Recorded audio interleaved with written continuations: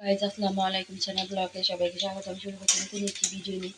আর এদিকে রান্না তো বসিয়ে দিয়েছি, আর এদিকে সাথে এদিকে ডালটা ভেজে ফুটিয়ে নিয়েছি। আর এখন বাগার দেবো।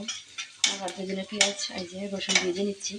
আর এটা হচ্ছে সবজি, সিম আলু আর হচ্ছে বেগুন আর এই যে মাছ ভেজে আমি সবজি দিয়ে রান্না করব। আর এদিকে ডাল বাগার দেওয়ার জন্য এই যে রসুনগুলো ভেজে নিচ্ছি, পেঁয়াজ রসুন।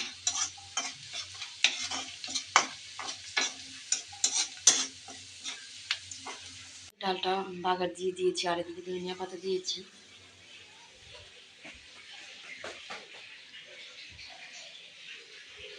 আর এদিকে আমি হলুদ মরিচ লবণ দিয়ে মাছটা মাখিয়ে নিলাম ভাজার জন্য। এতে কড়াইয়ে চলাই দিয়ে দিয়েছি।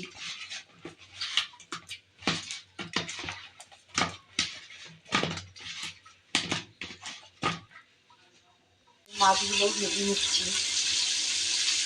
মাছ ভাজাও শেষ, আর এদিকে আমি সবগুলো ভেজে নিচ্ছি। এদিকে আমি হলুদ আর লবণ দিয়েছি।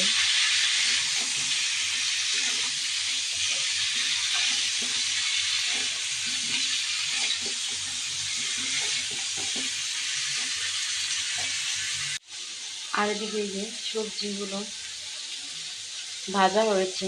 আর এই তো সবজিগুলো ভাজা হয়ে গেছে। আর এদিকে আমার মশলাটাও কষানো হয়ে গেছে। এখন সবজিগুলো দিয়ে দেবো। এদিকে আমি মাছ দিয়ে কষাচ্ছি। এটা তরকারিটা সবজিটা কষিয়ে নিচ্ছি।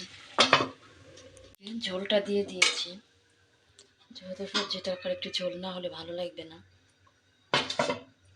সবজিতে টমেটো আর ধনিয়া পাতা কুচি দিয়ে দিলাম। আর এই তো সবজিটা হয়ে গিয়েছে। আর এদিকে আমি আলু ভর্তা দিয়েছি। আলু ভর্তা জন্য শুকনো মরিচ ভেজে নিচ্ছি। আপনাদের ভাই এই যে ভর্তা বানাচ্ছে, আলু ভর্তা। আর এদিকে আমি তরকারিটা বাটি থেকে নিয়ে আসছি। ভাইয়া আলু ভর্তা বানিয়ে ফেলেছে। আর এই তো আর গরম গরম ভাত দিয়ে আলু ভর্তা। এই তো গরম গরম আলু ভাত দিয়ে আলু ভর্তা দিতে আর এবং ডাল দিয়ে সেই মজা। সবাই খেয়ে দেখবেন। সবাই সুস্থ থাকবেন, ভালো থাকবেন, চ্যানেল ব্লগের পাশে থাকবেন। আমাদের চ্যানেল সবাই সাবস্ক্রাইব করে লাইক করবেন, কমেন্ট করবেন, শেয়ার করবেন। আর ফেসবুক পেজে সবাই ফলো দিবেন, লাইক করবেন, কমেন্ট করে শেয়ার করবেন। আল্লাহ হাফেজ।